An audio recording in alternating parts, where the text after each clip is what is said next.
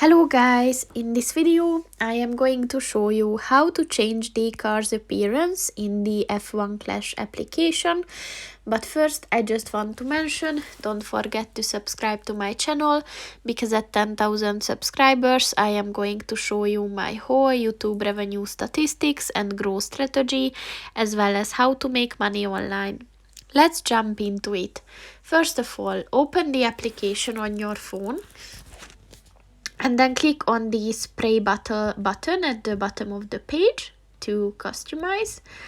So first you can set the liveries. So as you can see, those first 5 appearances are available, and the rest is locked and available only for subscribed members.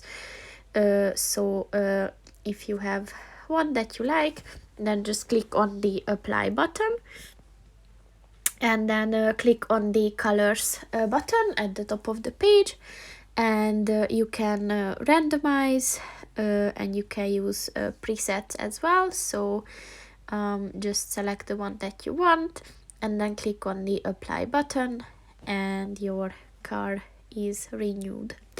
So that's pretty much it for this video, guys. See you in the next one. Goodbye.